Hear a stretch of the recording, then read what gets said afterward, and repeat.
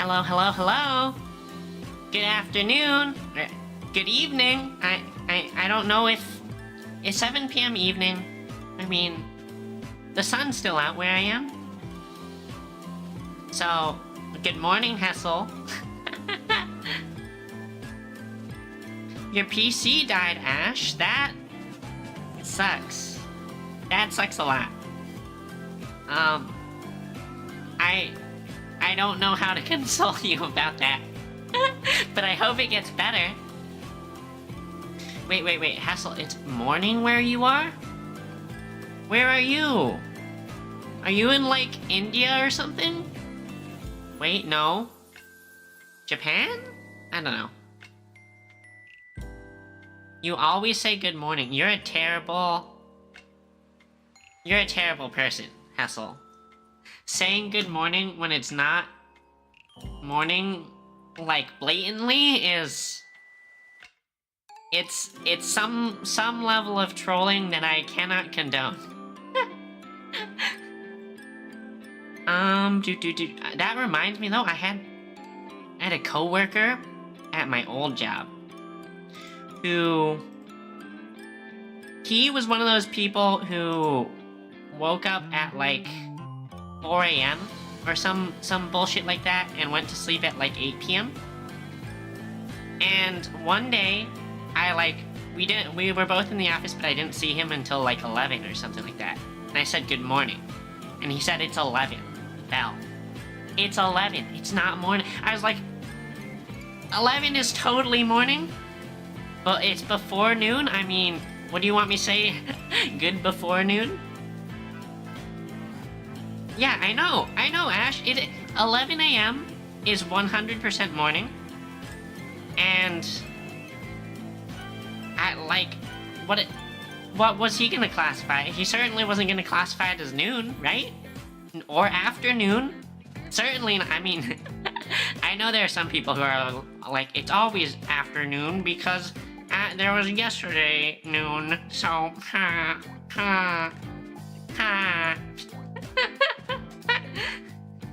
Dweebs. Dorks. Okay. Guys,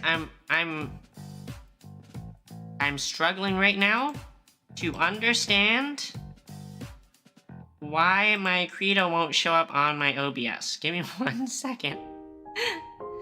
Oh, I figured it out. Okay. It's cause I'm a dum-dum. That's why. Okay. Boom.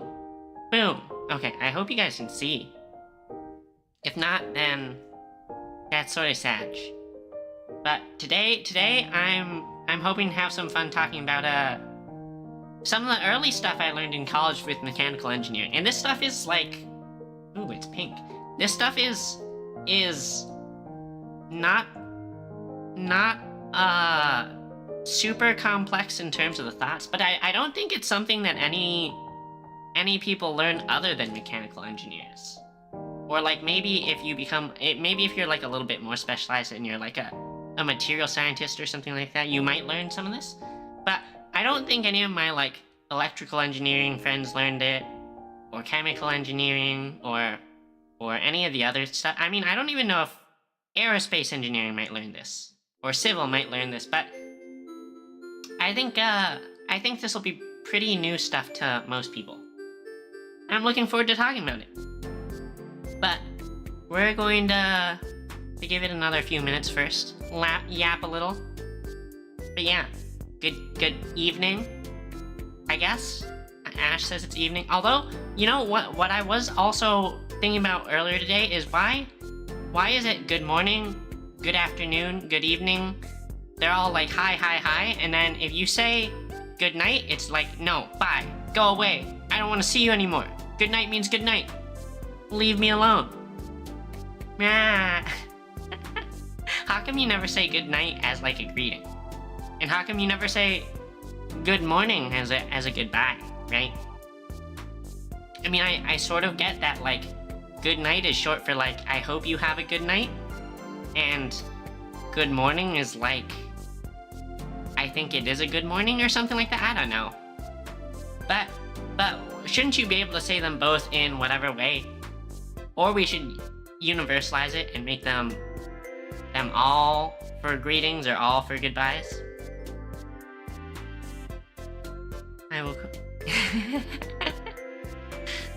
Pride Month? Wait, what about Pride Month? Happy Pride Month, Ash. Wait. Is there a flag with blue and yellow? Which one is that? I think. I feel like there is one. I know there's like pink. I think it was like a lot of shades of pink were like lesbians? I can't remember. But happy Pride Month regardless of what you are, or whatever you like to do, whoever you like. It's gay month? Okay, I mean, we don't... it is gay month? Sort of? I don't want to ostracize people who aren't gay, though. Night is an ending of the day, while morning is the beginning. I don't know if I think that's true. But maybe. There's also, like, I have one friend who's always like, every meal is breakfast, because every meal you're ending a fast, unless you've been, like, eating consistently, right?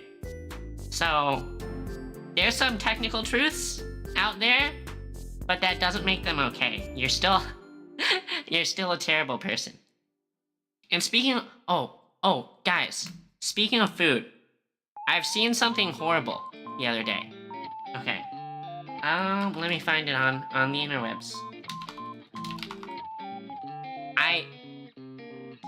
I mean, not that Taco Bell is like a premier establishment for food, but I've seen something ungodly awful at Taco Bell last week. Let's see, does it paste? Does it hit? Whoa, that is not what I wanted. Does this work?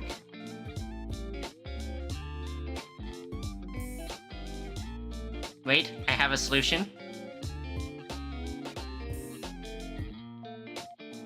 Okay.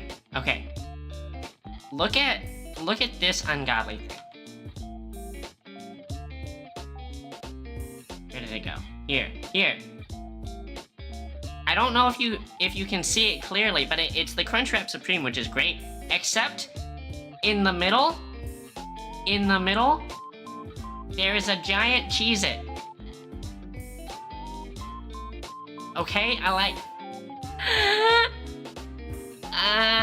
who thought that was an okay idea? This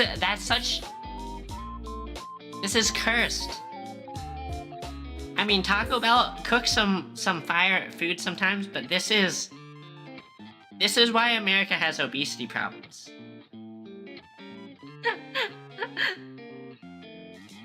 But yeah, I don't know, like, do you think people would actually want this? Like the Doritos Locos tacos were one thing, that was one level of, like, already sort of cursed. But I feel like this is worse on so many levels. And I can't put my finger on exactly what makes it worse, but this makes me embarrassed to be a United States person. You would try it at least once? Tesla, go to Taco Bell and buy this. The big ol' the giant Cheez-It Crunchwrap Supreme.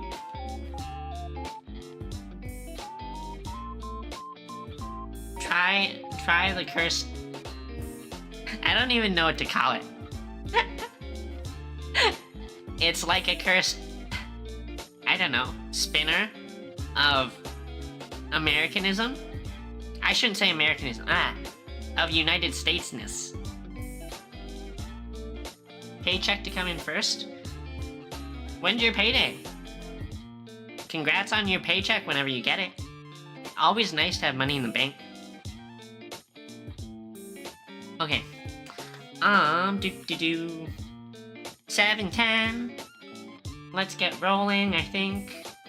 Oh, let me quickly make sure pen size is correct. Boom. Okay. La. You can see, I hope.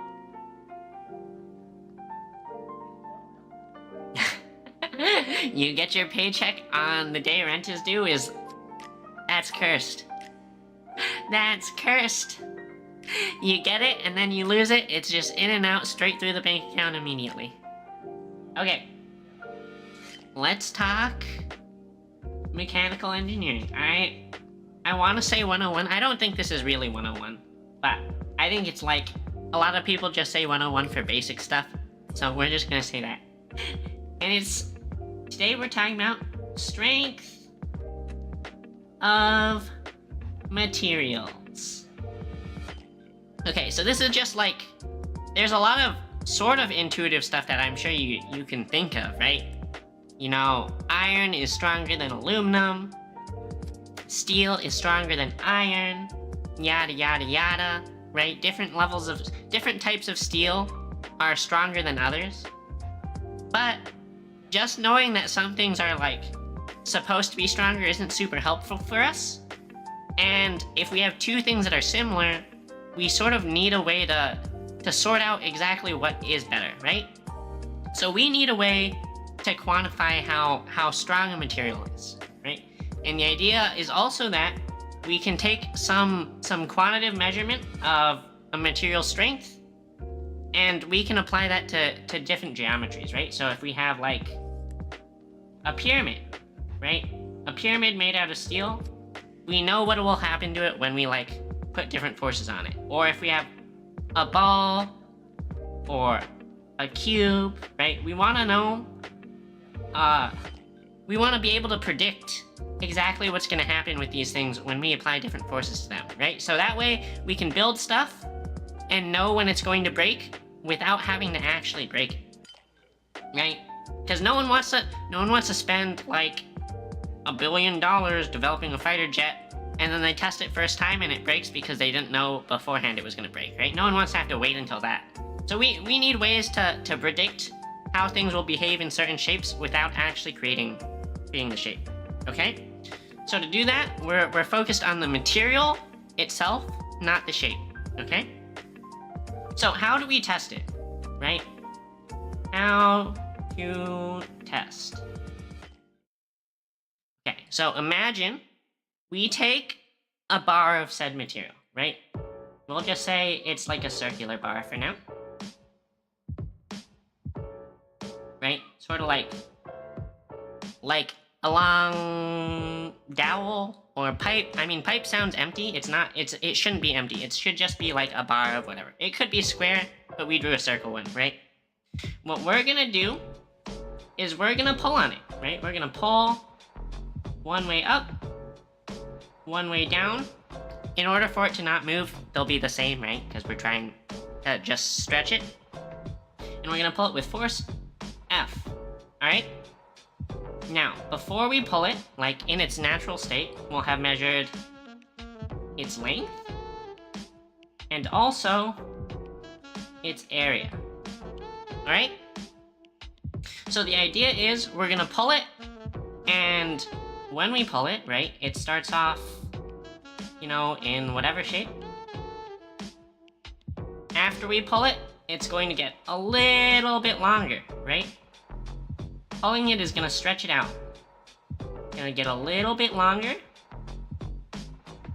and a little bit skinnier, right? So it increases length. I mean, you could zero it at whatever side. I guess I just put it zeroed in the middle, so it increases length on both sides. But together, the length that it got longer, we'll call little L, right? Because we called this big L. It originally was big L, and then it ends up big L plus little L, right? Like I said, it also gets skinnier. The amount it gets skinnier is generally dictated by a relationship that's basically linear with this, right? So the amount it'll get thinner will be whatever constant for the ratio times little L. We call this constant Poisson's ratio.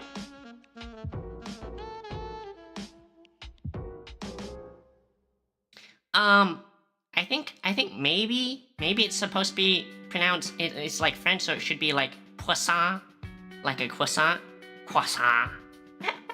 But it's the only important thing you need to know is like it'll stretch in the direction we pull it, and in the direction we don't pull it, it'll get smaller. Okay? And you can pretty easily visualize this. You just think of like rubber, right? A rubber band, right? Okay. So something to note is that the amount that it gets longer, right? L is what we're looking at. L is going to be dependent on both the area that we had and the length it started at, right? So of course this should make some sense to you, because like intuitively, if we have one that's, you know, this size A, and then we have one that's thicker, right? We say it's size 2A. Oops. Size 2A. You sort of expect that the thicker one is just gonna give a little less. So it might only stretch a little bit.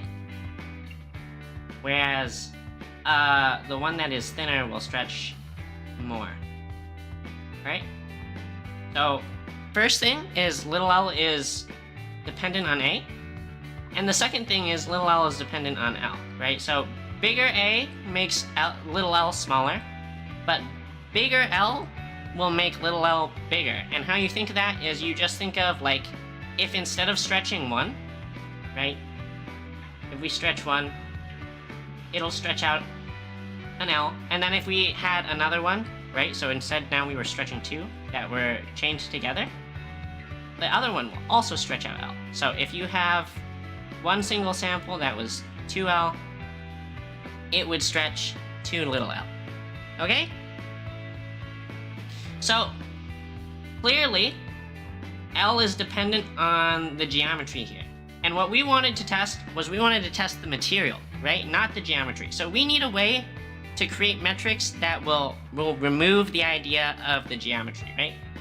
So what we do is we change the metrics that we're looking at. So instead of looking at L, just the raw length that it gets longer, we can correct for the geometry and do L over big L.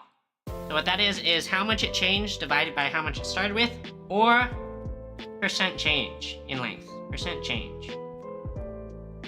We call this strain, and this we normally use, I don't even know which Greek symbol it is. There are too many Greek symbols, but we call this strain. It is the percent change in length when we pull. Okay? That is the metric, that is the measurement, right? The other measurement we use, right? Because this took out the length factor. To take out the area factor is, instead of going by raw force, we go by force divided by area. And that way, right, if we have something thicker, in order to stretch it out the same amount, we just apply more force, right? So we use the ratio of force to area. If you're familiar with physics, a lot of people like to think of pressure. Pressure is normally pushing though, right? And this is pulling. So what we call this is we call this strain, not strain, stress. And we use this Greek symbol. I forgot all the Greek symbol names. But anyway, this is called stress. And it is force over area, like I said. The reason that we do this in pulling, right, because this is pulling force, not pushing force like pressure, is because, like I said, we try and remove the aspect of geometry from these tests. And if you do the same test, but you use a really thin sample, right? And what you do is, instead of you pull, you push. You're not necessarily going to end up with it getting, I mean, you should sort of intuitively know that the idea is that it would get fatter, right? Instead of getting longer and skinnier, it would get shorter and fatter. You might not necessarily get this, okay? Because what you might get is you might get what's called buckling. And buckling is when you have your straight sample, and when you press on it, it like bends like a macaroni. And that's a different form of failure than just like tensile or compressive failure, which is what we normally pull these two, okay? So because of that, if we do compressive tests, which like sometimes we do, right? Compressive tests are way more dependent on us having the right geometry, and they're not always useful because, you know, in the real world you're gonna also see buckling and stuff like that. So we normally go by the tensile tests, the pulling tests. Okay? Okay, so now that we have our metrics, right? We have our two geometry corrected metrics. We have stress, stress and strain, right? So stress is like the geometry corrected metric for how much force we're putting on it, and strain is the geometry corrected, like how much it got longer. We can start actually looking at the data, right? So if we look at a material, right, we'll go with steel because I think steel is a very common material for a lot of things that we're designing nowadays. And we plot strain on the x-axis and stress on the y-axis. It might seem like a little bit backwards, but you'll see why in a minute. What we'll get is we'll get a curve that looks like this. Okay? So it's like the idea is we pull it, and as we're pulling it longer and longer, in order for it to get longer, we need to apply more and more stress, right? So we're climbing along the stress in order to make it elongate longer, right? We pull it. Eventually, it starts changing slope, and at the very end, what will happen is the material will snap, right? So we started with, you know, one single bar, and eventually we pull it so hard that it ends up snapping, right? Into two. So we call this fracture. Okay? Now, this whole chart, like I said, is pretty characteristic of most metals, but what we should talk about is characteristically, like, you should notice that there's sort of two things going on with this chart. We have two regions. We have first what's called the elastic region, where it undergoes elastic deformation. Right? And that will be roughly this length, okay? And the second is the plastic region, where it undergoes plastic deformation, and that is more or less this length. Okay. And the reason we call them that, right, is because elastic, you should think of like elastic in, you know, your waistband or whatever for your shorts. You can stretch it and then you can release it and it should return to its original length, right? So elastic, when we deform it elastically, will return to its original length, right?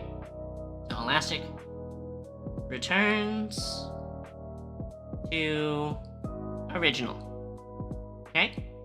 Plastic, you should think of like, you know, plastic, and if you bend plastic, plastic just sort of ends up deformed, right? So plastic deformation does not return. Okay? So, within these two regions, we'll talk about them in order. We'll talk about the elastic region. You'll notice where I put the elastic region was on the relatively straight part of this, right? And that's for a reason. Okay, so you can draw a relatively straight line,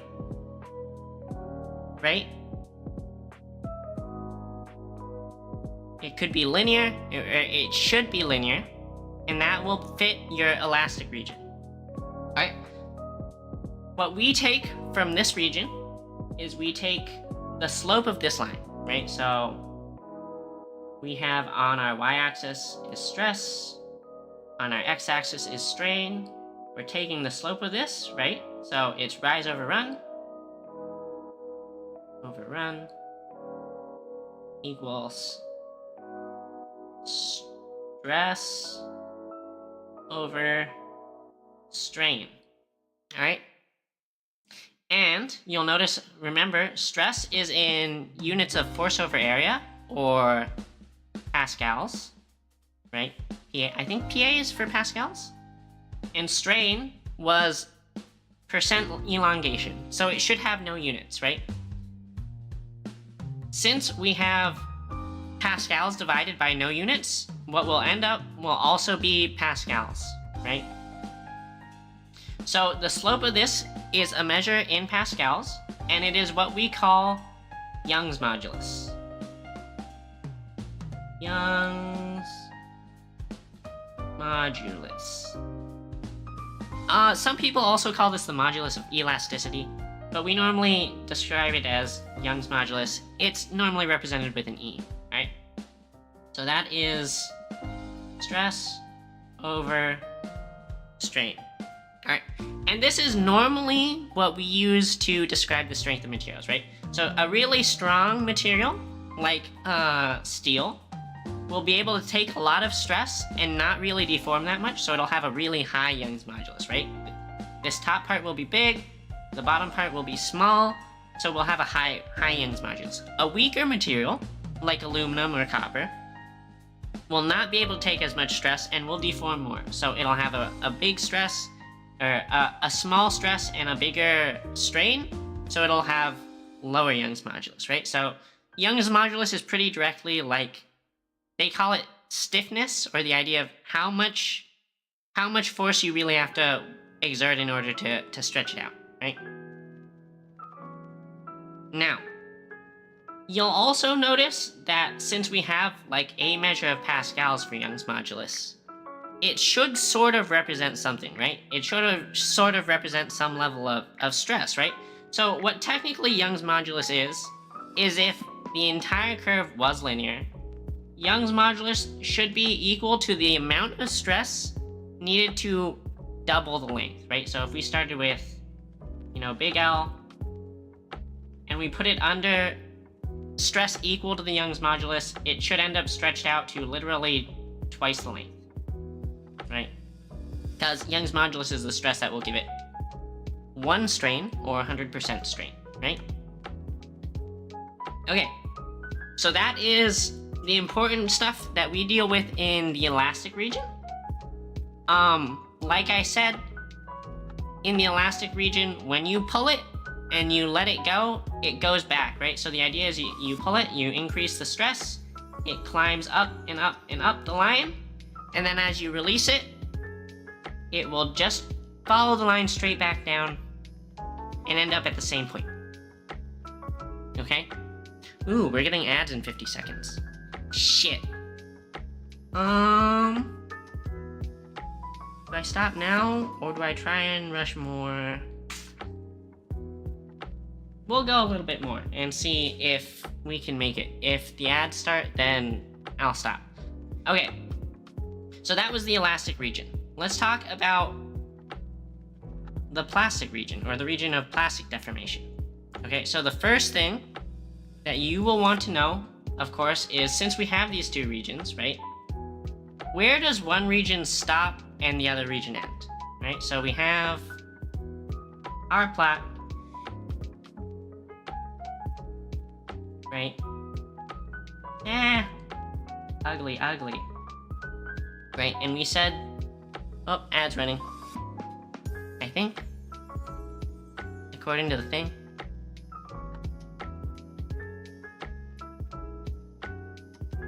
I'm gonna quickly redraw my chart while ads are running.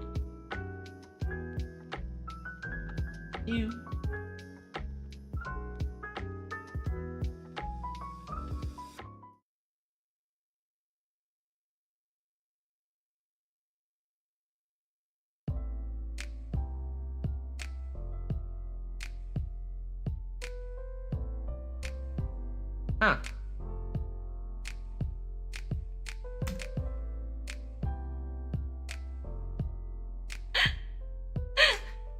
I messed up.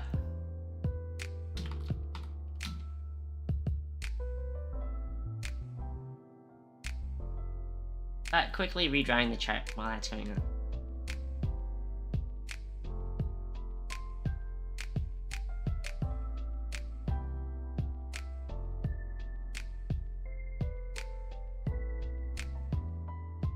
Wait, Hessel, your name color changed. What the heck? What the heck?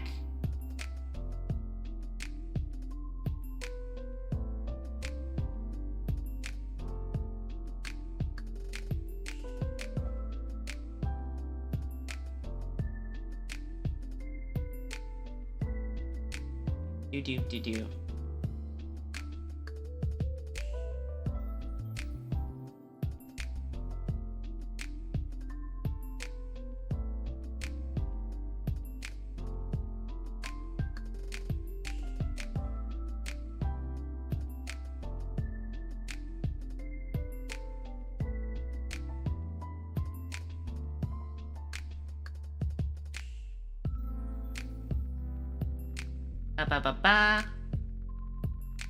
We're back, I think. I hope we're back. I pray. Okay. I think. Hessel, are you still seeing ads, or are those done?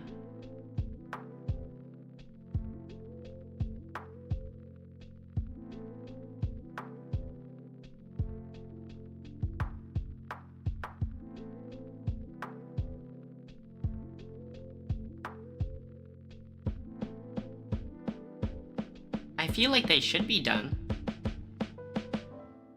But you haven't said anything, so I don't know. Suffering. Okay. Cool. Perfect. Okay. So we talked about the elastic region, right? Which is this region where it's following this linear idea. Oh no, don't worry, Hessel. The elastic region is the region where it's following this roughly linear shape. And the plastic region is where it deviates from the linear. But, like, technically, if you, like, really zoom in, right? Technically, way down the line, it's already going to deviate from the line, like, a little bit, right? So, like, do we consider the end of the elastic region, like, here? Or here? Or here? Right? How do we know? Well, we arbitrarily picked a spot that we can always say is the deviation point. And how we chose it is we chose when it goes off the line by a set amount. And that amount is, remember, it's on the x-axis, right? So it's the idea of strain or percent elongation. It is 0.2%. Again, arbitrary. No idea why we chose 0.2%, but we always say that it ends the elastic region and starts the plastic region when we have deviated from the line by 0.2%, right? We call this yield. Okay, so wherever it gets to 0.2, right? 0.2 is our yield point. And it is the start of our plastic region. And if it's not clear how you get, like, this calculation for where it is on the line, right, on the curve, what you can do is you just start at the bottom at 0.2, and you draw a line parallel, right? And then it intersects. So that's the easy way to find it, right? So let's talk about the landmarks and the important parts of this plastic region, right? So we started with one yield point. That is the first landmark of the plastic region. We also talked about fracture. That is the second part of this plastic region, or the second landmark, and the end, right? So yield is the start. Fracture is the end. And you'll notice this curve actually does like curve up and then all the way back down. So there's a peak here, right? We call this point ultimate tensile stress, right? And that corresponds to, you know, the highest stress we will ever get on this chart. Okay? So that is landmark 3 is UTS. Actually, I'm gonna reorder these, since they should go in order of, like, what you see, right? So 1 will be yield. 2 will be ultimate tensile stress. And 3 will be fracture, right?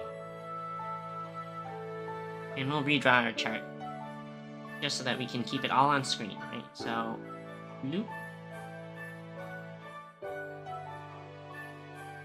This is our elastic region. Point 1 is like somewhere here. That is 1 yield. Right? Point 2 is the highest point. That is ultimate tensile stress. And then point 3 is fracture, where the material breaks. Okay, so what is there to note about this? Ultimate tensile stress, like, you would think ultimate tensile stress, since it's like the highest point, should be where it breaks too, but it actually goes down. Why is it? So if we talk about like the idea of what we're doing with this test, right? And we have our sample, right? And we pull on it,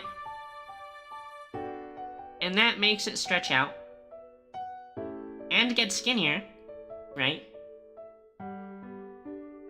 Skinnier is pretty important, right? Because what we were measuring is we were measuring stress, which is the force, right, divided by the area. And what we use is we use this area. We use the starting area.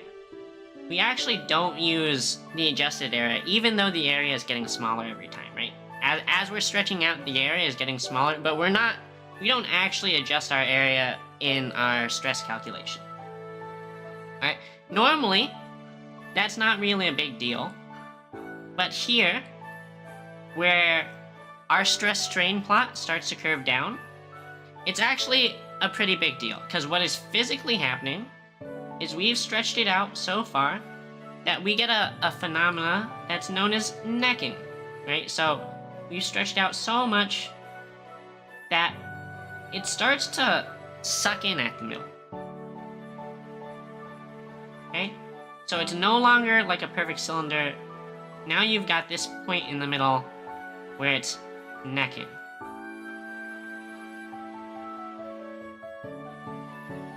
So what technically is happening is we still have whatever force, right? But the area is way smaller. So realistically, the stress here is way higher than the stress that we're calculating, right? Because the stress that we're calculating was based off a pretty large area, and this is a really small one. Okay, so the difference between these two measurements of stress, right? This is called true stress, right? Because that is how much it is truly feeling at this smaller area. What we were doing is we were measuring what's called engineering stress. And if we plot them both together, right? So we had engineering stress that looked like that. If we plot what the true stress looks like, it actually does just go up, right?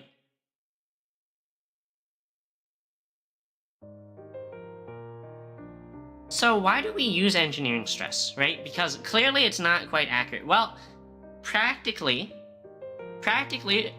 engineering stress is actually more useful than the true stress, right? Because we actually don't care about, like, how stressed it is there, right? If this true stress is, you know, 100 gigapascals, but our engineering ultimate tensile stress was 80 gigapascals,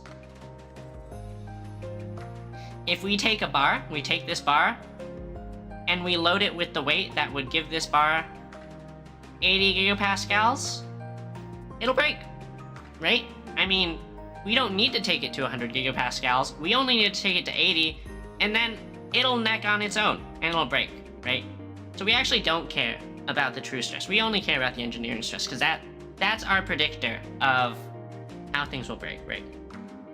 But that is the explanation for why in the plastic region, our stress actually goes down towards the end. So this is a region, or this part of the plastic deformation region is where we have the phenomenon known as necking. Yeah. Okay.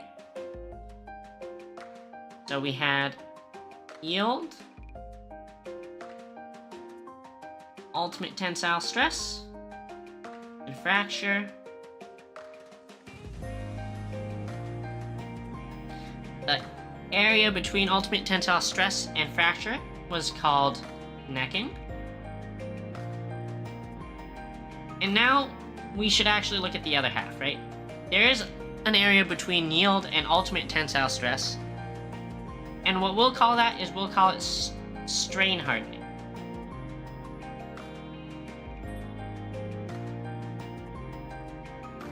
Okay? And the reason it's called strain hardening is because it actually makes the material harden. So I'll show you why, right? So remember how when we were in the elastic region, right?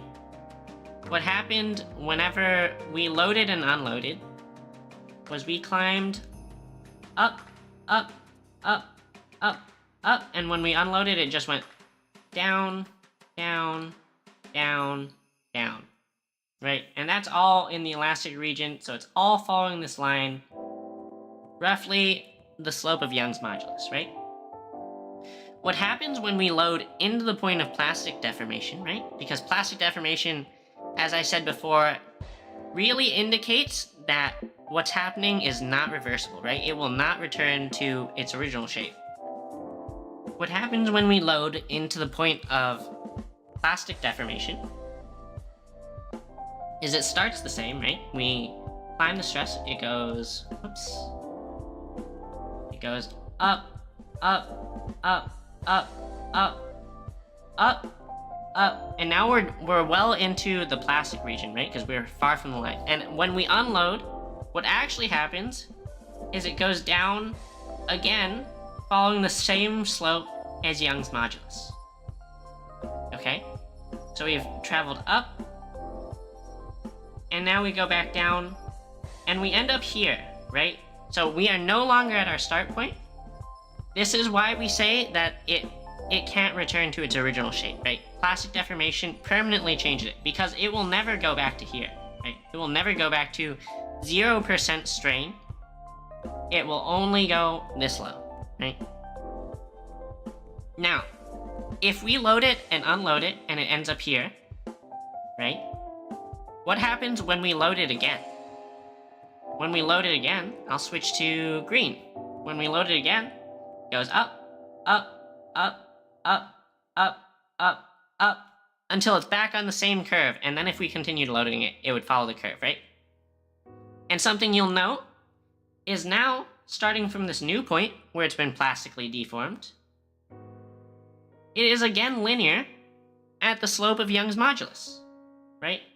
They are parallel lines. So we've essentially created a new elastic region, right? Because the elastic region is where it's, following Young's modulus. We've created a new elastic region, but it ends higher, right? The first elastic region ended at like this strain, right? We'll call this stress. We'll call this stress 1. And the new elastic region ends at a higher stress, right? Stress 2.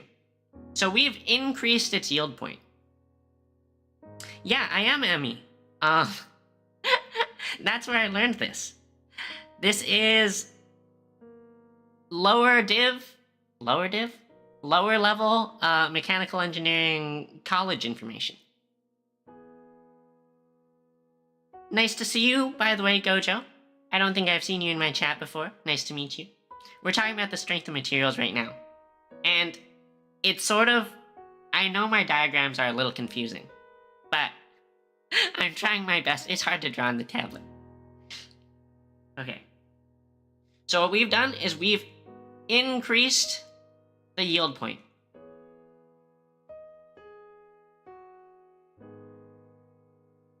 Alright, and that's why it's called strain hardening, right? The idea is like, now it is a quote-unquote harder material.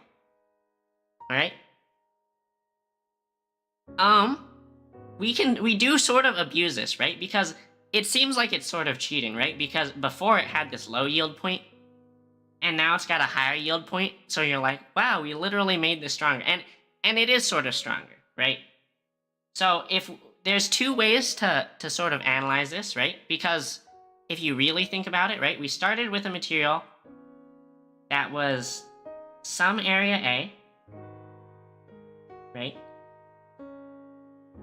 And this was bound to fail at its ultimate tensile stress. We'll say its ultimate tensile stress corresponded with 10 pounds, right? And now we've stretched it, and it has plastically deformed, and it is skinnier, right? Because now that it's plastically deformed, it's both longer and skinnier. And because it's skinnier, now it's not A area. Now we'll say it's 0.8 A, right? But this should still fail at 10 pounds. Right? So this one failed at 10 pounds with area A, right? So we'll say that's, you know, ultimate tensile stress 10. This one fails at 10 pounds divided by 0.8A, and that's ultimate tensile stress 12.5. Which is like, it seems like it's cheating, right? You're like, what the hell happened? The key is that you always have to remember when you do these materials, when you stress harden things, you either need to maintain the same chart and remember where you started, what the original geometry was, or there is a second option where you can replot it, right? We can replot this from the beginning with this new work hardened material. A strain hardening is also called work hardening, by the way. And if we say the original material looked like this, and then we stress harden it, and we redo the test with the adjusted area after it's strain hardened, the new one will actually look like this. It is higher, right? It is a higher yield point, and it is higher ultimate tensile stress. So why don't we just use stress hardened materials all the time? Gojo, I think I generally go with engineering stuff. Sometimes I talk about more general science stuff, but normally it's stuff sort of tangentially revolving around engineering, because I think the way we problem solve and the way we build things and fix things is really interesting. But I also stream games and stuff too. I only try and do educational stuff like once a week, because I think it's sort of cool. Okay, so we've achieved this sort of cheating, right? This sort of cheating where we can get higher ultimate tensile stress out of a material. Why don't we do this with everything, right? Because this is higher yield, higher ultimate tensile stress. It should just be better, right? But something you might know is that its fracture point is at a lower strain level, right? So it fractures after stretching less, and that's sort of important, right? So the way that we can really think about this is, if you remember, stress is this idea of geometry adjusted force, and strain is geometry adjusted change in length, right? In other words, distance. So we have this plot of force and distance, and if you take a plot of force and distance and you calculate the area, right? You calculate this area. What that gives you is a measurement of energy, right? So what we have on our actual stress curve right? The area under this curve is geometry adjusted energy. Geometry adjusted energy. Okay? And you'll note that the work hardened material, while it has an ultimate tensile stress that is higher and has a yield that is higher, it doesn't necessarily have higher geometry adjusted energy. Okay? And that's sort of important because you might not think about it, but loading things isn't always just about how much force we're going to put on them, right? This is an excellent time to bring up an idea that I think people don't necessarily think about. It's an idea called impact energy, right? Impact energy.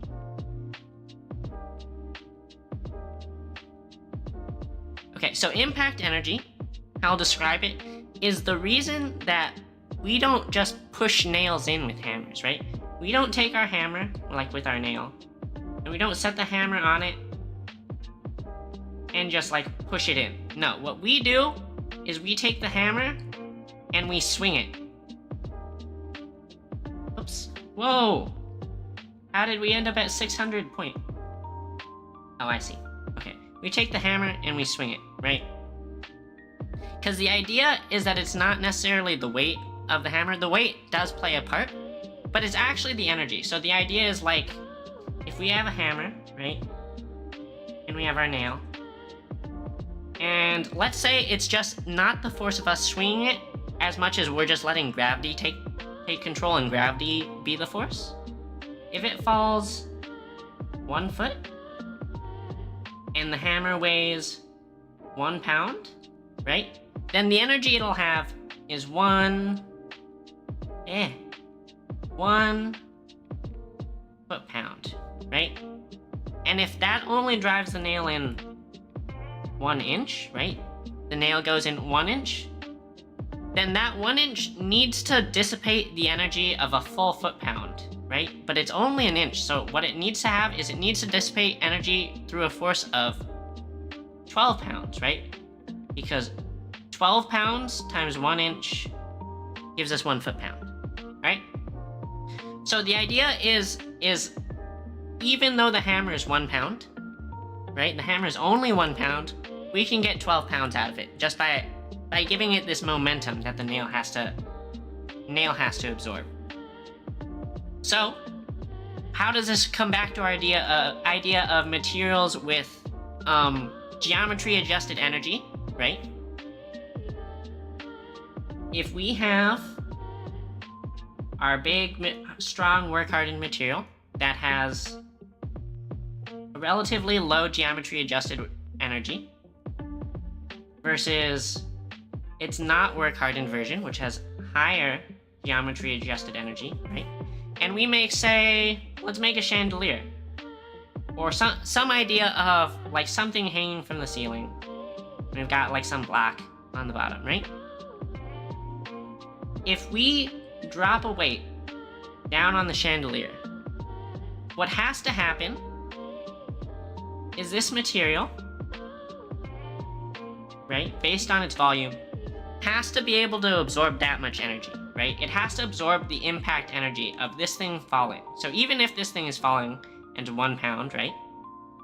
If it gains 1 foot-pound of energy, or it goes up to 10 foot-pounds of energy, right? We need to be able to absorb 10 foot-pounds of energy based on this energy per volume and this volume, right? So we can have a really strong work-hardened steel beam, right? And the work-hardened steel beam, we might drop this weight on it, and it'll break. Because it just can't support the energy. But if we take something weaker, right? We take something that has a lower ultimate tensile strength, we take the second material, which has lower ultimate tensile strength and lower yield, but it just stretches further. It can actually survive as long as it can absorb the energy, right? And how it survives is that it just gives, right? With the work-hardened material, it can't stretch that much, so it won't give, so it'll just shatter. But in the not work hardened material, it just extends, you know, it stretches out and sort of absorbs the momentum, right? And I don't think I've given this idea justice in my description here, but the general moral of the story is that even though work hardening can increase really important stuff like ultimate tensile stress, and it can increase our yield point, there's still reasons that we might not want it. We still might want this material. Even though it has lower ultimate tensile stress, it has lower yield, it has lower Young's modulus, we still might want this other material because it can absorb more energy, right? It's more of a padding type idea, or an elastic type idea. Do I do VTubing as a day? No. No, I don't. No, don't worry about it, Gojo. I'm happy to have people to interact with. I VTube for fun. My day job, as you can probably surmise, is I am a professional engineer. That's what the PE stands for. I'm a licensed PE in my home state of... But yeah, I go to work, I do engineering. I come home and I'm a nerd, so I continue to do engineering while streaming on Twitch and YouTube. But what field did I get into? Okay, so when I went to school, I don't know where you are in your life as a mechanical engineer. When I went to school, like I said, I studied mechanical engineering. What I do now is I'm a systems engineer. I'm not gonna tell what industry it is, although me saying I'm a systems engineer can probably give you some good guesses. But I'm a systems engineer now, and if you don't know what that is, it's sort of a jack of all trades engineer. I think the way I normally describe systems engineering is like you have different engineerings that have like their specialized scopes, right? Mechanical obviously specializes in mechanical and whatnot. Systems engineers, their specialization is change in scope. So what I'm supposed to do is I'm supposed to see how mechanical engineering concepts interact with electrical engineering, interact with our programmers and the computer science, and how that interacts with, you know, other stuff outside of engineering, and how it interacts with finance, right? How it interacts with schedule, how it interacts with what the customer wants. Like, we have to balance, you know, what the customer wants versus what we want, right? Because sometimes the customer is like, I want a car that does blah, blah, blah, blah, blah, and you're like, we can't do that, but we can give you this, right? That's what systems engineers do, is they sort of balance a lot of other things with each other, and I think it's really interesting, just because I get to touch everything, right? Systems engineers get to see a little bit of everything. So yeah, that's what I do. I'm happy to talk more about it if you're interested. But I don't know if you are.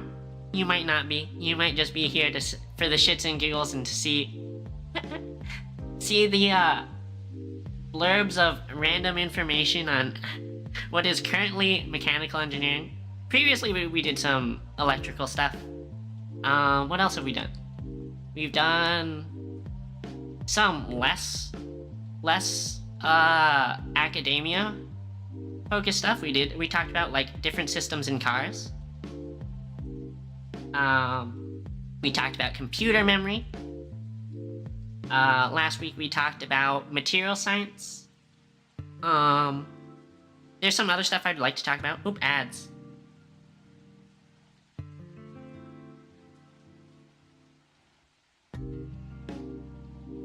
Ba-ba. Ba-ba.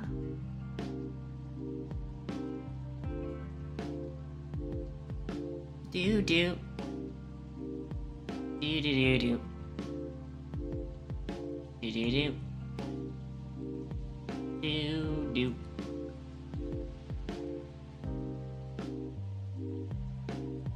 Security engineering is best engineering? That's an interesting take. I have studied some security engineering. That's actually, so what I'm doing right now is I do work, but I also am part-time doing a master's degree in systems engineering, and I have taken some courses on security engineering and trusted systems engineering, right? So there's a lot of stuff about data security and data management. But I'll say it's not my cup of tea. Cranathan. Is Cranathan the right way to pronounce that?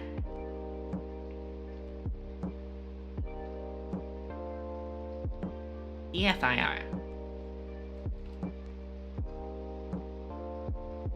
Interesting.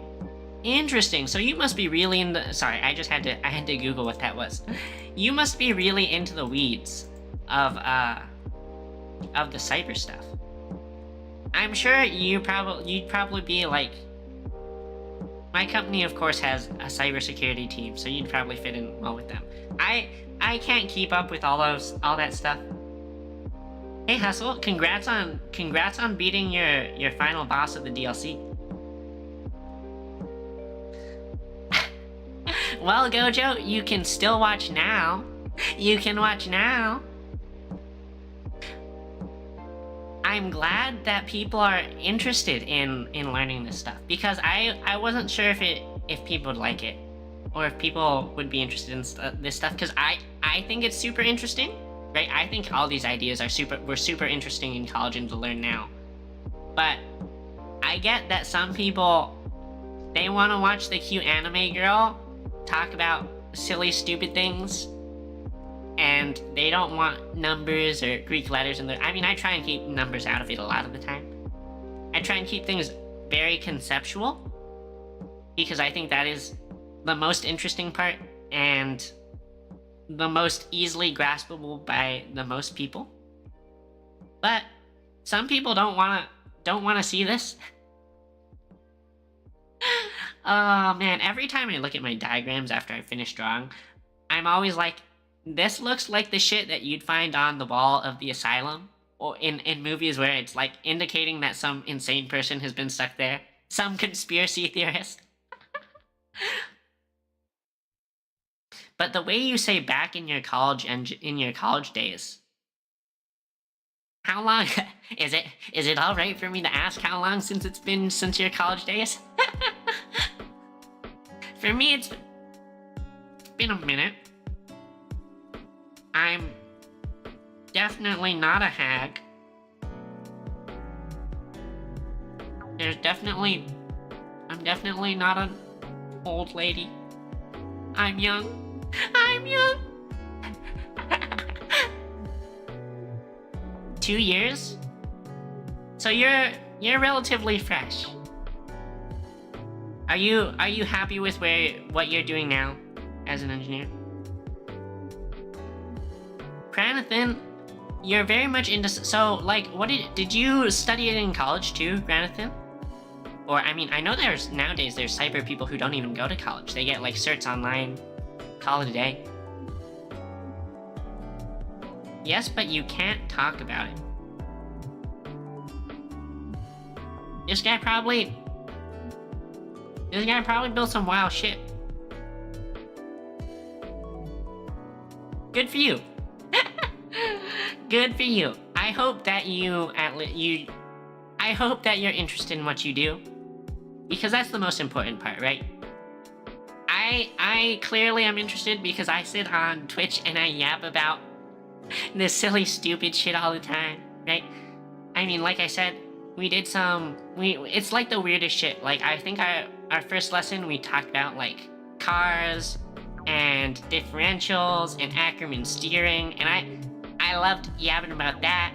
And we talked about computer memory, and last week we went over material science and like atomic structures. Like I don't know if you remember like the idea of FCC and BCC and HCP, like the different organizations for atoms. And I'm interested. I think next week will probably be short because I'm prepping to go to AX. But I think next week I might talk about like pressure vessels, because I think pressure vessels are cool. I know a pretty good amount of like radar stuff, so I might talk about radar at some point in the future. I've got some other ideas. I'm really excited to see what people are interested in learning about, because there's a lot of stuff that I'm not sure if people like, but I like it. I like to yap about it. I like engineering. Engineering's my love. Yeah, I mean, if you are 2 years out, of school, that means you probably you got a little messed up with COVID. I understand that was difficult. Wait, Pranathan, you have 3 bachelors? You have 3 bachelors and a master's? That is a lot of school time. Congrats on you. I sort of wish I could like spend more because I really enjoyed my time in college. I love learning. So that's awesome. And Ringer, if you're interested in learning, I am happy to teach you. I do these teaching streams every Tuesday at 7 p.m. Pacific. So as long as I can continue to prep lessons plans quickly enough, because sometimes that's a little bit of a struggle. But I'm trying to maintain every Tuesday, 7 p.m., teach something.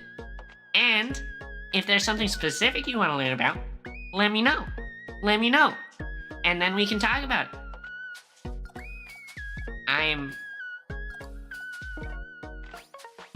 Heck yeah, I'm happy to have people who are interested in hearing me yap. I'm so excited about it. You want to get your work wants you to get a PhD? I mean, I would want, like I said, I love learning, Pranathan. So if I was able to get a PhD without compromising my lifestyle, because I spend a lot of money. I need income to maintain my lifestyle. But if I could get a PhD without compromising my spending, I would do it. I would do it.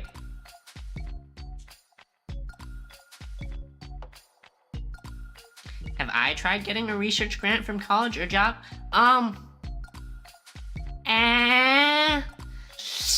Like I said, maybe you didn't hear earlier. Maybe it was during the ads where I wasn't talking really engineering. I was just sort of yapping to Pranathan, who's on YouTube, so I guess they didn't have the Twitch ads. I am currently working, but also part-time getting a master's degree, paid for by my work. So I am still in education. I enjoy the money. Cause engineers we get a nice amount.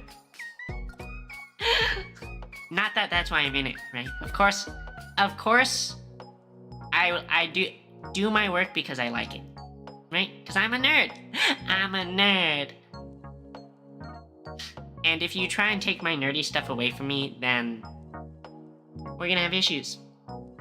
But I mean, I don't know. It's one of those things where, like, if I won the lottery, then I'd like maybe work on getting a PhD, right? Because then I wouldn't have to worry about money at all. But there's also, I'm a VTuber, I'm a game gremlin. There's also part of me where if I won the lottery, I would probably play way too many video games and watch too much anime. Getting a degree and touch grass recently. Are you talking about me or you? Because if you're talking about me, only 2 of those things apply. Touch grass? Touch grass is a strong word. Strong description. For essentially, I go to work, I come home, and that's it. I go out to buy food. How do I have time to stream? Okay. I'm gonna give you a life hack. Alright? If you want a master's degree in engineering, master's degree in systems engineering, not hard. Not particularly time consuming. Cause it's sort of weird because engineering in bachelor's degree in engineering, right? You spend a ton of time prepping for classes and studying and doing a lot of math, right? Systems engineering classes so far, their homework is like, the homework I guess is like assigned reading. Although recently, this is a topic that I maybe will talk about. Recently, I took a class on reliability. Reliability. And there was some pretty interesting numbers in that, right? Because reliability is this idea that like you build a lot of some item, right? And you start off with one, or like I say one because one is 100%, right? You start off with one, as in 100% of them all working, and eventually way down the line, all of them will be broke, right? They'll all fail and you'll drop down to 0, right? And there's some, line that describes at what point in time how many of them are broken. And there's some really, really interesting math on like this stuff and how you predict things and how in danger people are of their things breaking while they're using them, right? There's math on how often you'll need to repair things. There's math on how many of a spare part you should keep, right? And it's like, I don't think it's necessarily what people think of with traditional engineering, but I thought it was really cool. I thought it was really cool to like look at, because there's a lot of statistics in there. But yeah, I mean, I have to add that to my list of topics. I keep a list of topics that I feel like I can sort of yap about, and a lot of them are like sort of short stuff or stuff that I feel like I know okay, but I also know that people know a lot better than me on some of these things, so I'm not gonna say I preach it misinformation, but there's times where I've been corrected, which is horrifying. Horrifying moment when you're teaching and one of your viewers is like, actually, you're wrong. But I want people to have correct information too. Like, I try to do my best. So if people correct me, I'm happy to learn about it. It's just that it's a little bit of a, you feel bad afterwards. I feel dirty. Like that one time I was talking about computer memory, and I was talking about like, there's like, computer memory is like, you store the ones and zeros in essentially, I said it, you store it in a capacitor, right? Because you store it as a voltage. And I was like, okay, yeah, so they're made with capacitor, blah, blah, blah. And there's a computer science teacher in there, in my viewers, and he is like, actually, this type of memory doesn't have a capacitor. And I was like,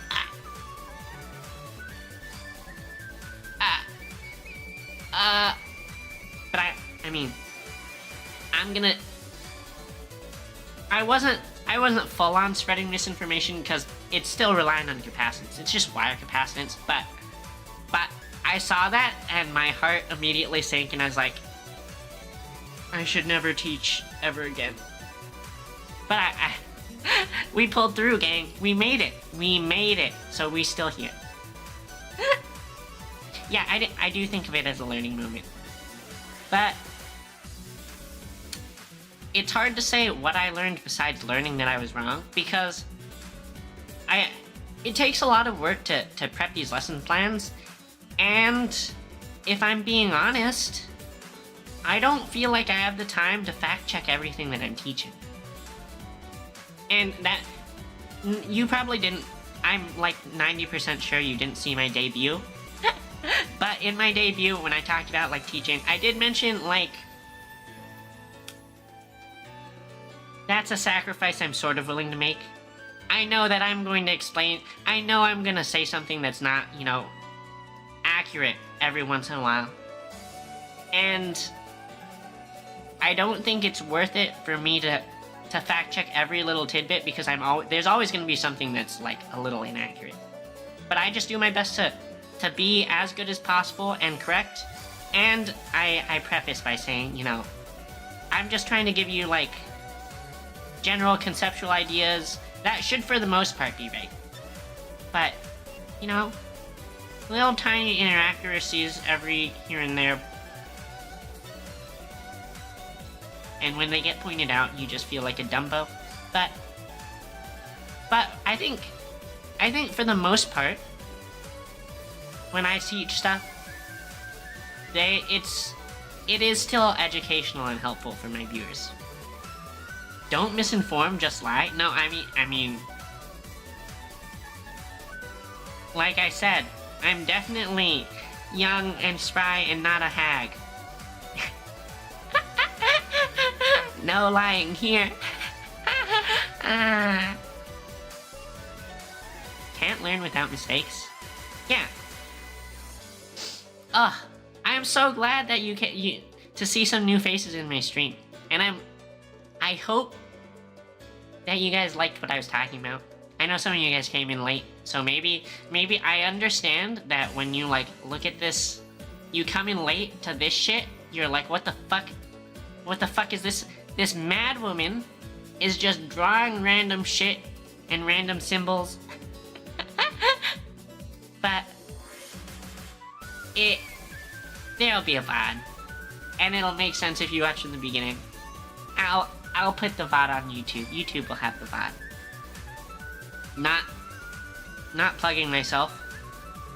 But if you search Breakabell PE on YouTube, there is a YouTube that has VODs of previous streams. Reminds you of your old notes? Okay, so here's the question. Are your notes, like, do they look like this? Are they really this messy? Right? Because I had a lot of friends who took notes, and I'd look at them and I'd be like, wowza, that's so clean, so neat. I feel like you should be a professional note taker, right? You should be a professional handwriter person, because when this chicken scratch handwriting is me trying to be neat, and it's really, I am really not neat. But when I was in college, I'm not gonna cap, I'm not a note taker, right? I like to just sit there and only listen and just absorb the knowledge. So the goated professors are the ones who publish their notes online, and you just download them and you print it out, and that way you can focus on the class. That's what I think. You know, Hessel, if your notes work for you, then that's good. I also noticed when I took notes, I never went back and reviewed them ever, so extra reason for me not to waste the energy writing. Written, and yeah, but you always have to rewrite to do your bad handwriting. Oh, so, okay, so you did that. You, like, cleaned it up after. Yeah, I mean, it's like, y'all ever see that shit where the professor is like, okay, you get one sheet of notes. So your notes need to be on 8.5 by 11, right? And what people do is they find all the information they need and they write it in the tiniest letters possible. Right? And then it's literally, when you like look at the page just holistically, it's literally like millions of ramblings, and you're like, you need a microscope to read it. You need a microscope. Notes are better to help you remember, don't necessarily need to be reviewed later. I mean, yeah, well, I don't know, everyone's different, right? Like I said, I prefer to just sit there and soak information. It lets me focus more. I feel like writing the notes, that conscious effort, takes away my bandwidth because I am a low bandwidth kind of gal. And I mean, even before I was a stream, I only recently started streaming. I started streaming like what? A month ago? Month and a half? Even before I was a streamer, I had streamer goldfish brain. I was sitting there in class, zoning out, daydreaming. And you still don't... I mean, I find that now I take notes every once in a while, but my notes are normally like, they're not as much notes for learning as they're like, I'm basically writing myself to do things, right? Like, I don't have a schedule thing, but I probably should. But like, if I go to work and my manager's like, we need this and this done Thursday and Friday, and it needs to be on these serial number, like, I gotta write that down. Otherwise Goldfish Brain Bell is gonna forget it all. Cause she can't stay focused through the workday. I'm super happy to talk with you guys. I'm having a blast.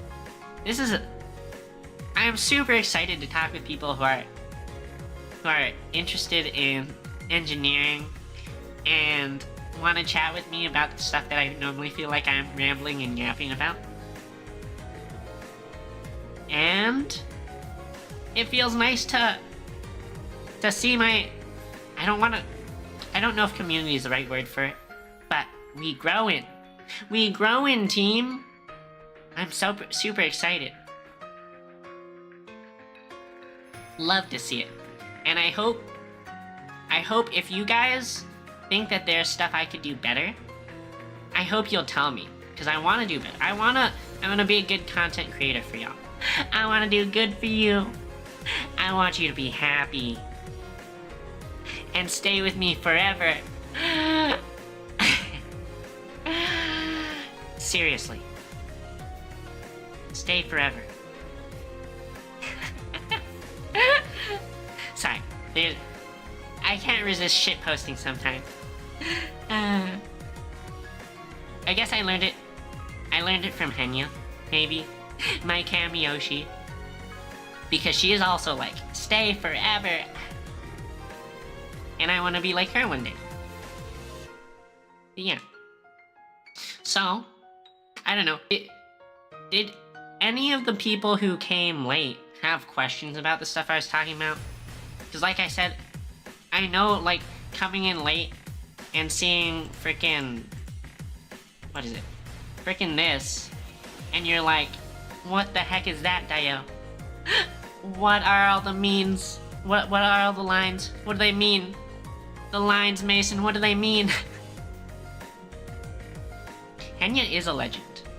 And guys, I'm going to Anime Expo not this weekend, but next weekend, and I'm really hoping I can get into I'm really hoping I can get a ticket for Henya's meet and greet. I'm gonna be super excited if I can.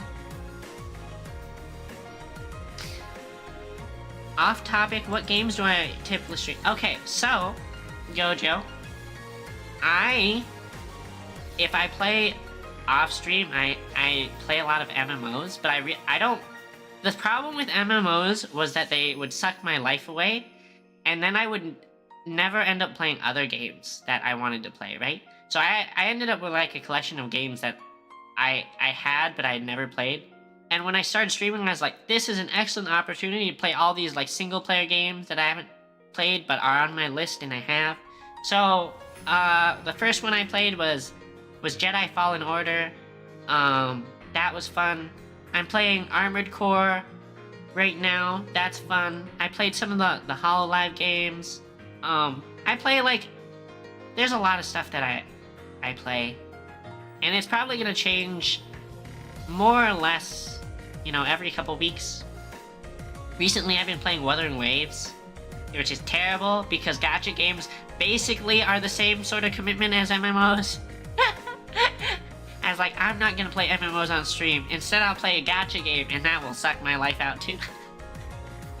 But, I know Elden Ring got a DLC, and I know that's like a big thing, so maybe I'll get Elden Ring. I haven't played Elden Ring yet.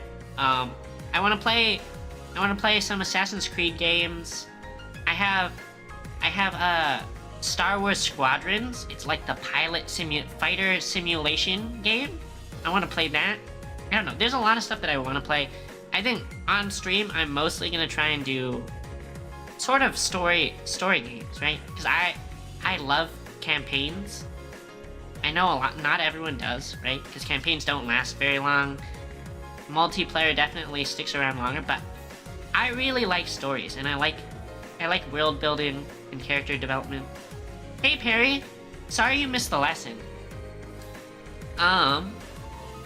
Like I always say, I stream on I stream to both Twitch and YouTube automatically records the VODs. Twitch, I think I also have set to show the VODs, but the VODs like auto-delete after a week.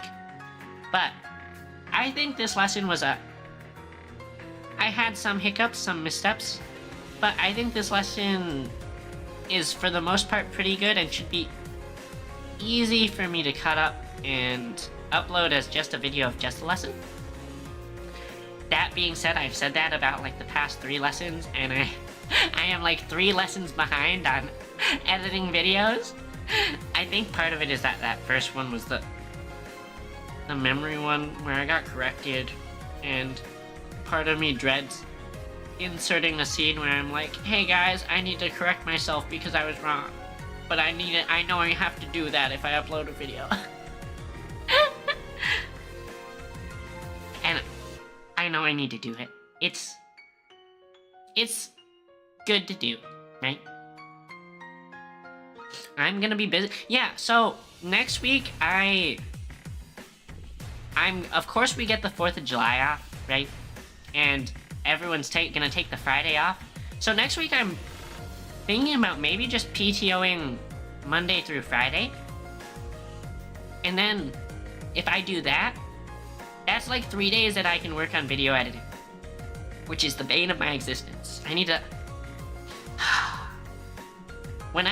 When things are going better, I'll maybe look into hiring a video editor. But for now, I have to edit all my own videos, and I don't know if I'm just really bad at it or I'm using the wrong software, but I am very much worse in creating the quality that I want to see. Like, I don't even know how to like move images across the screen. I just know how to put them, and they stay, and then they disappear when I want. I don't know. So my editing skills need some work. Also, I think what I also need to do is I need to go back into making more YouTube shorts. Because I started off making YouTube shorts about like little engineering stuff, right? Like I talked about, you know, viscosity one time. I talked about some other stuff. I talked about lock washers. Wait. Gojo, if you're still here, I need to know, as a mechanical engineer, what do you think about lock washers? There is a right answer. Tell me.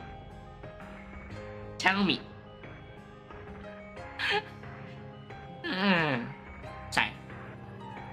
But yeah, I think I should make more YouTube shorts because I have some ideas for some cute and funny ones with still educational stuff.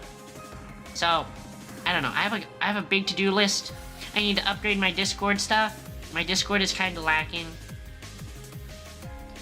So, anyway. Oh, we're getting ads soon, I think. MMOs are the best. Pranathan, what MMOs do you play? Do you play anything? Do you play... I assume you play, like, either WoW or 14 or maybe ESO. But I'm curious what you like. Maybe you play something exotic, right? Maybe you play Guild Wars. I used to play Guild Wars. Guild Wars was a good one. I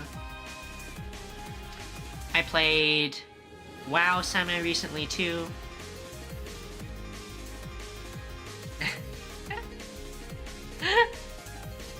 Yeah, so Black Desert Okay. So you said Destiny 2.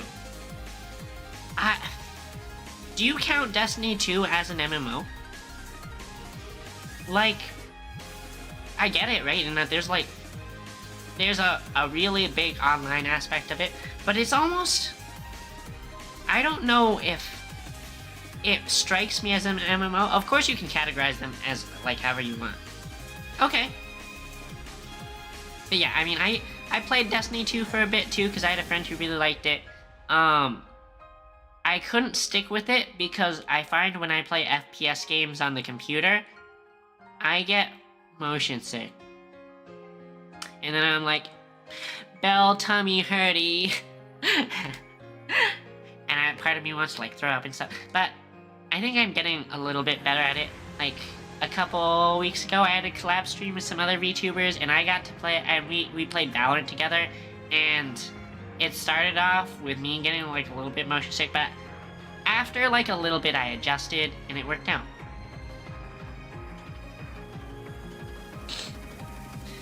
Welcome back from your ads, Gojo. No comment, huh? No comment, huh? Interesting. This will be noted.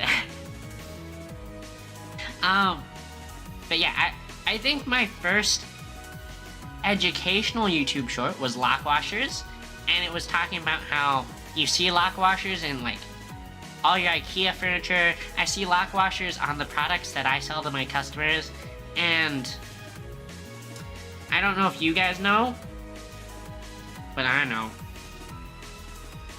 Lock washers don't do shit. Okay? And if you don't believe me, there's a study by NASA. NASA said that lock washers do fuck all. At least the general, like, the ones you see, they're called split washers. They're like, it's like a little spring, one coil of a spring. Those things are garbage. Don't ever put them in any of your designs.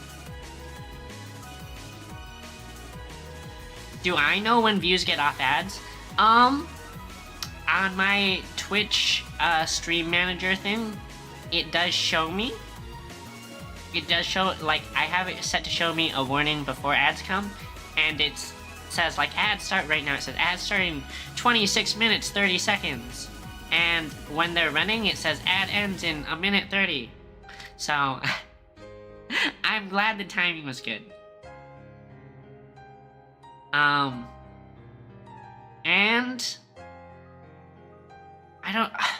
I think I set it up wrong. I think I left it on the defaults because it said the default should set it to no pre-rolls, but I think right now the settings are actually showing pre-rolls? I don't know. Did any of you have pre-rolls when you came in?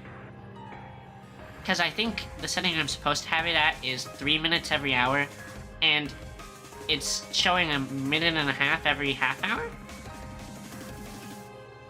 Ooh, you got pre-rolls? Okay, I'll need to fix that. There's a lot of stuff I need to fix too. So, I hope you guys will bear with me. I'm a new baby streamer, and I'm inexperienced, and I'm nowhere near as good as Ayuki, but we're gonna get there, and we're gonna get better, and I hope I can make the experience better for y'all, right? Working on emotes, working on, the stuff down below me, it's hard to look down, and also check my OBS to make sure I'm looking down. My Twitch is kind of empty. I need to put panels. I need to make panels. I need to make art. I need to upgrade my Discord. I have so much to do. But I'm slowly working on it. And I'm thankful for your patience. I'm thankful for your patience with newbie baby streamer. Yeah, I mean, that's what I thought it was set to, Hessel. Because it also said, use the default and you won't get pre-rolls. And it was the defaults. But I think something got messed up. Pains of being a streamer with limited time. Okay, Penbu, I agree with you, right? I totally feel that. And every night, I go through the same mental debate of, like, I could go to sleep, or I could pull an all-nighter and get a bunch of shit done. But never do. And of course that's terrible, and I've like sort of fucked up my sleep schedule just from that debate. Okay, Pranathan, I used to say that, you know, jokingly, because everyone says sleep is for the weak jokingly, but the truth is sleep is for people who enjoy full mental capacity. Okay? Sleep is for people who enjoy full mental capacity. As you can tell, I'm a VTuber, so I have no mental capacity anyway. I'm a full degen. So, yeah, sometimes I skimp on the sleep. Gojo? You say you have... That's the problem, Gojo. Is that gaming Penbu says the struggles of having limited time as a streamer, and I want to join him and say, yes, that's a struggle I deal with. But you know what the bigger struggle is? The bigger struggle is I have free time, and it got eaten by Wuthering Waves because I have a gaming addiction. And I saw Ayuki playing Star Rail the other night, and she convinced me that it's not too late to start Star Rail, so I installed Star Rail. I'm doomed. The pains of poor time management, exactly, Perry. Exactly, Perry knows what's up. Running on 4 out. Gojo, I felt that.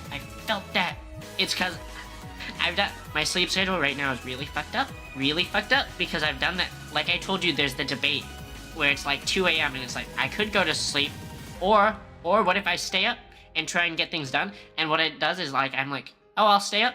And then it's like 5 a.m. and I'm like, wait, I don't want to stay up anymore. I want to get in bed. And then I go to sleep at 5 a.m. and I wake up really late, and I wake up late from work.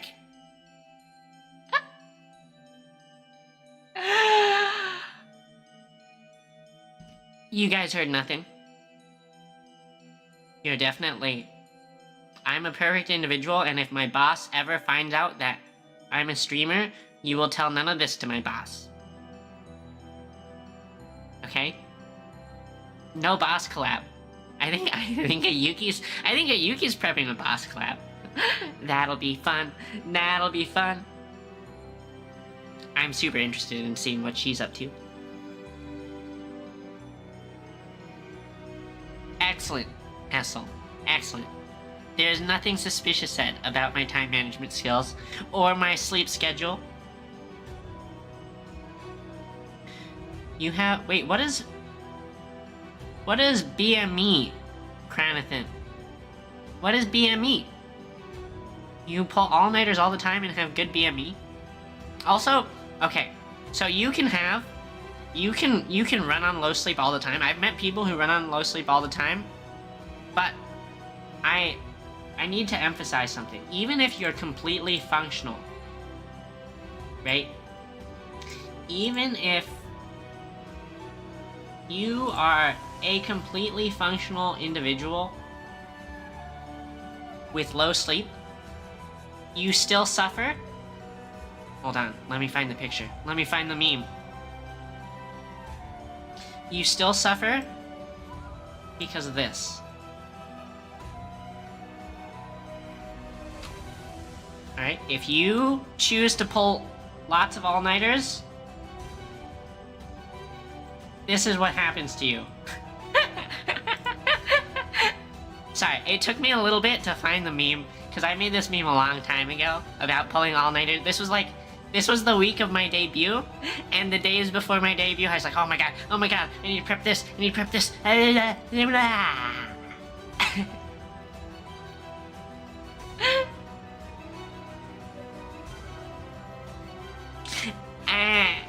If you're not familiar, I mean, I guess a lot of you probably are not super familiar with me, but if you get familiar with me, you'll realize I'm a shit poster. I'm a mega shit poster, and I love my shit posty memes. like, I don't know if any of you came because you saw my Twitter post, but my Twitter post was this. My Twitter post for this stream. This was the thumbnail image.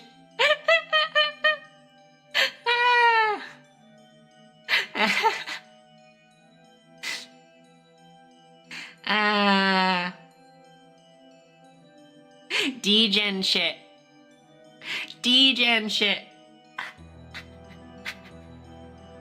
Perry, because you missed the lesson, Perry, and possibly Penbu, before you judge this degen thumbnail, that we talked about strain hardening and stretching materials out, because that's how we quantify the strength of materials normally. So that's why this thumbnail looks like this. The Dies of Cringe emote's so good. Ayuki's, like, part of me wants to copy and get one of me, but I feel like that's just too blatant copying.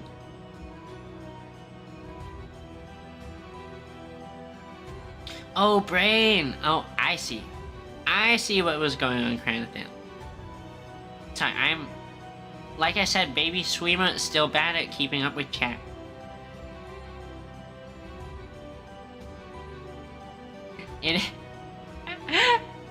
This is gonna be a great thumbnail when I edit this lesson, which is third in line. When I edit this lesson and I put it on YouTube. And then I'm realizing I have I think I'm probably really fucked in terms of YouTube algorithm, because it's like, do we send STEM people to her? Or do we send VTuber degens to her? Cause I don't know which is more my target demographic. There maybe it's a Venn diagram and there's like a tiny overlap. Probably not that tiny, right? But I imagine it's like STEM enjoyers, and it's like VTuber degens.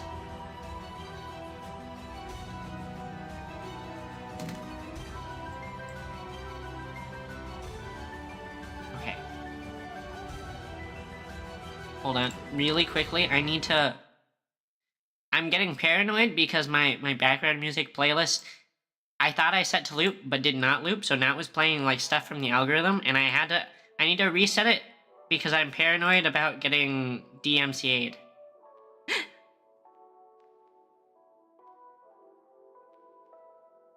So yeah, okay.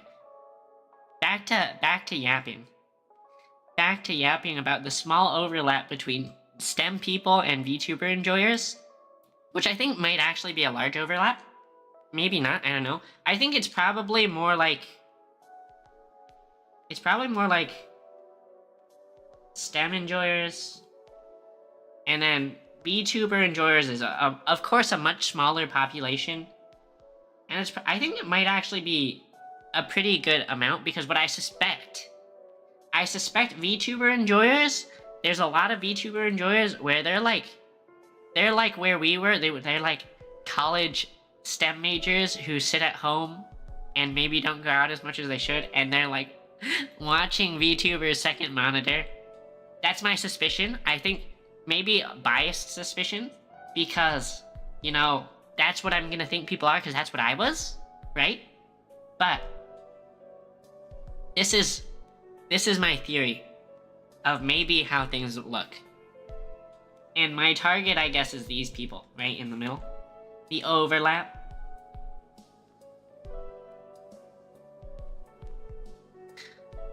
Yeah, I mean, it does make sense, right? Because VTubing itself is already, like, kind of impressive tech, right? I mean, I'm impressed with the shit that I see streamers do all the time, because I have fucking no idea how they, like, Ayuki's streams are... They've got some cool shit going on. One who's an actual nurse. Quite the few educational VTubers. I mean, I've definitely So, here's the thing. Before I started really looking into this, I wanted to be a VTuber for like a long time because it sounds fun and it looks fun. And for the longest time, I was just a content consumer, of course, because we all start as content consumers before we're content creators. I watch VTubers and I never saw any educational VTubers. I only saw the shit posters like me, like the degens. But when I started doing educational stuff and I started actually like looking for them, I could find them. But I don't think I don't think the educational VTubers are like widespread. I think you have to be like searching for them to find them. And I don't know if I think that many people do. Man, that must take a crazy PC to run. It's crazy what we have, you know, like, okay, so I might be aging myself a little here. I'm definitely not an old hag who is old and, you know, experienced life really long ago. But if you asked me in like the 2000s about this idea of VR, I would have been like, nah, that's not for like 40 years. VR came out like in the 2010s. And VR, like, already, like, it's so crazy how there's a ton of stuff where if you would ask me 10, 15 years ago, I'd be like, nah, not for a long time. VR, self-driving cars, you know, I mean, all the fancy shit thing, AI, like, I want you to think about how scary it is that AI has just, like, I think even 5 years ago, right? 5 years ago, people would have been like, AI is far, far away from us. But nowadays, we are already running into the problem of AI being so prominent that we can already AI mimic people's voices, right? We can already AI generate shit that is terrifyingly accurate in the short, like 5 years. Have a good one, Gojo. Gojo, my stream schedule is Tuesdays are the educational days. Those start at 7 p.m. Pacific. And then Friday and Saturday are the chill gaming days. And those start at 9 p.m. Pacific. If you want the constant schedules telling you exactly what I'll be doing, I also post them on my Discord and Twitter. Let's see. My Twitter handle, I think, is this, and it's also in my small, definitely a work in progress Discord, which if you want a link, is this.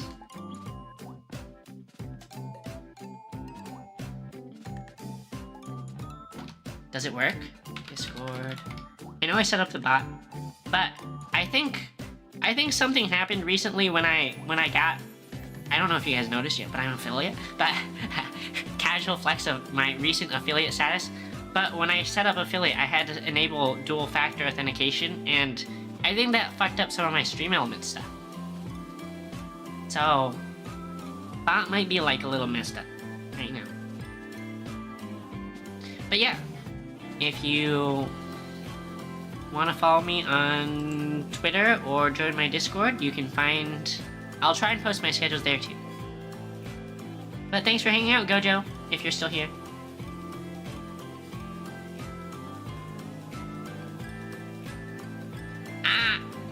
I forgot that you guys have new cool stuff. Shit, it's not even that cool. It's just basic cool stuff. I'm so stoked to give you really cool stuff. And yeah, Perry, I'm gonna look into tits so that you can... I really want it to be that you can throw a bunch of... I swear, I'm not being dirty. I'm talking about, you know, the pendant I have on my choker, so that you guys can throw nuts at me with Twitch integrated throwing system. Why are all VTubers such degens? I feel like it's a prerequisite. Do you guys even notice the reoccurring nut theme on my design? Oh my god, it's hard for me to look at my OBS and also turn my head. Like, is it notable? Can you notice that my hair tie is a nut? My neck hurty. Exactly. That is a great Sun Tzu quote. Famous Sun Tzu quote, streaming was a mistake. Right along with Abraham Lincoln's quote, don't believe everything you read on the internet.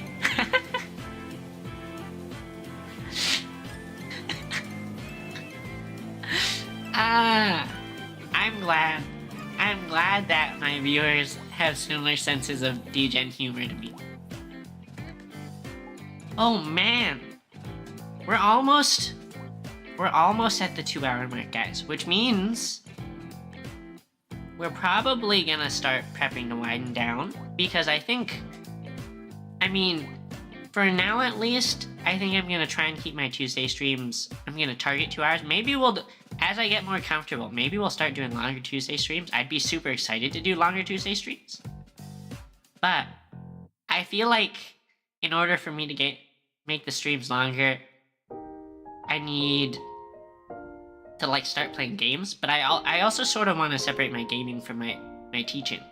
So what I've been thinking about is maybe we'll do something sort of tangentially educational after teaching on Tuesdays. Maybe we'll like do logic puzzles or play chess, or something I need to do is I only speak English, but Mama Bell's side of the family speaks a lot of Cantonese, and I really should learn. So maybe if you guys are interested, maybe we can learn Cantonese together with like Duolingo or something like that. I would love to do that. That could be cool. And that's sort of me just forcing something that I need to do in my personal time into streaming, but everything's funner together, right guys? Right? Maybe not. I can see how a lot of people wouldn't be that interested. Chess streams sound fun. I just feel like part of me was like, chess streams do sound fun because I can like explain what I'm thinking when I'm doing, because when I do chess, I really like doing chess puzzles, not really playing against people chess. I like doing the chess puzzles. And I was like, ooh, if I do this, then I can take my time and I can explain all my thinking. But I tried doing chess after teaching like 2 weeks ago, and I found that I was not very good at narrating the chat like a good streamer at all. It sort of just turned into me somewhat. It's not that I was silent, I was still like talking with people in chat, but the chess was sort of something I was like sort of just casually doing in the background while I chatted with chat. And I feel like I need to get better at narrating things that are actually going on, because, you know, that's like a good skill for a streamer to have, and it's important to be able to do that so that when you don't have people chatting as actively as we have today, you can still make content. You don't fall into lull dead silence, which is I definitely started off really bad at. But we're working on being better, guys. That's the important part, is we try to be better every time. A little bit better. Consistently better. Did you miss the chess stream? I only played it for like an hour. I think that was 2 learning streams ago. Ooh.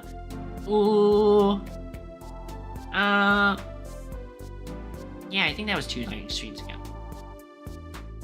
Maybe 3? What did I do last?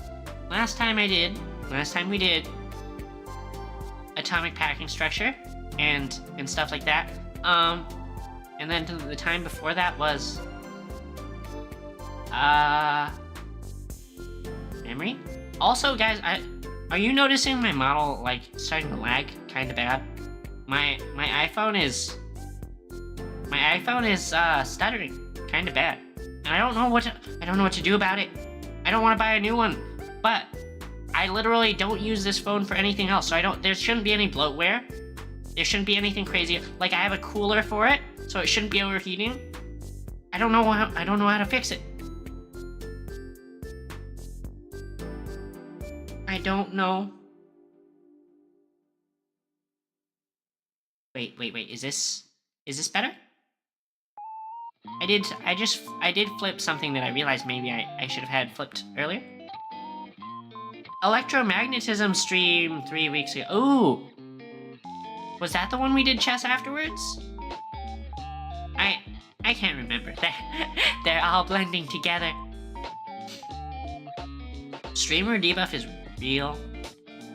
Yeah, I can see it. I think if I was trying to play actual games against people, streamer debuff would definitely hurt me. But I'm also pretty shitty at chess, so it doesn't matter because I'm in shit tier, and if I lose, I lose. It's not a big deal.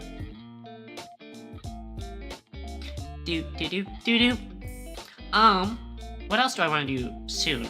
I'm really contemplating a karaoke stream, guys. But I don't want my audience to go deaf. and I need to sort everything out to make sure that I don't mess something up and then get DMCA'd and then everything falls apart and I die as a streamer because I've broken all the laws, and then President Joe Biden comes himself to arrest me. That would be bad. So maybe we'll do that. I think I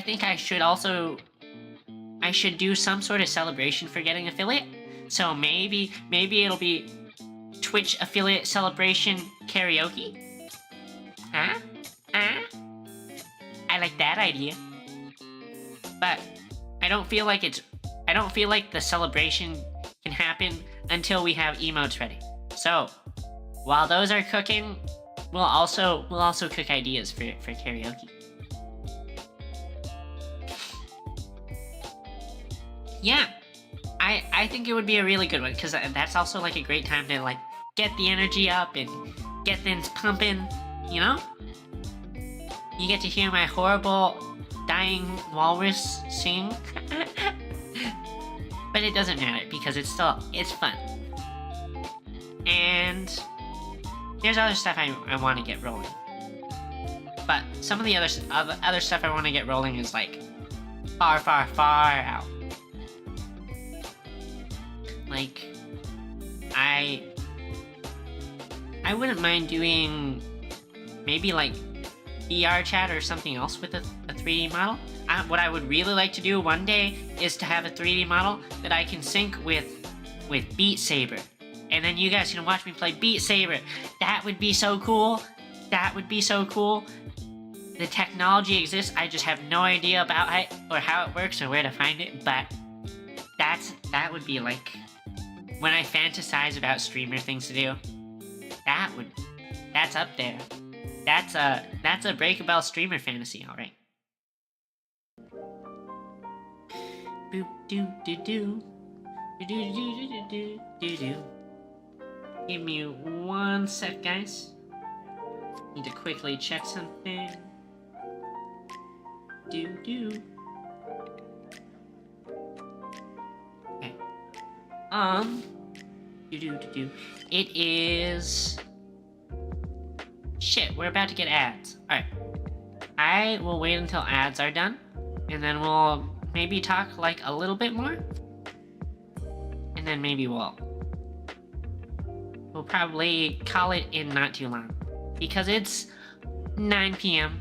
and Belle hasn't had dinner yet, and Belle needs to eat early, because if Belle eats late, then it'll only promote her late sleep schedule.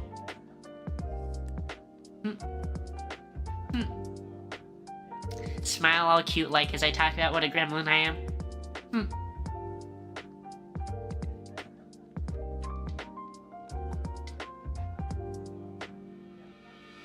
Granathan, I don't know if you're still here, but I'm really thankful that you came and stopped by. I know it's different being a YouTube watcher when there's a lot of Twitch chat going on.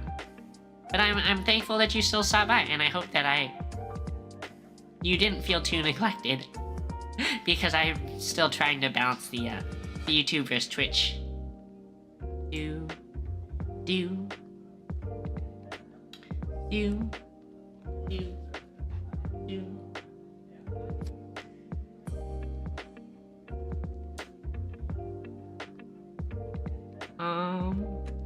Also,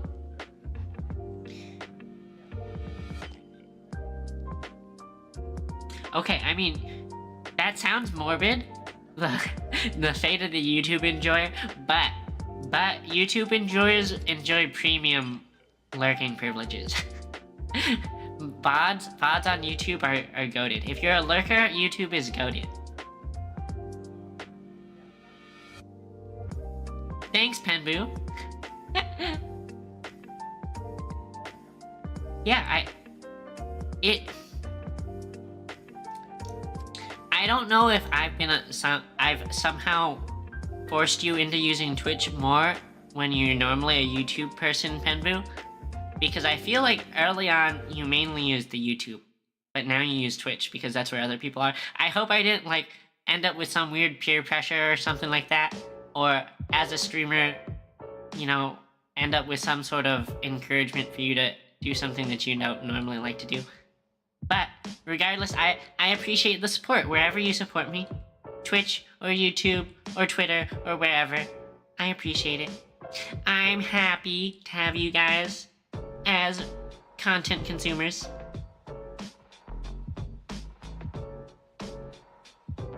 Okie dokie. So, it's 9, like I said. Belle needs to get dinner before it inevitably really fucks with her circadian rhythm, which is already super fucked. I think I'll probably let you go.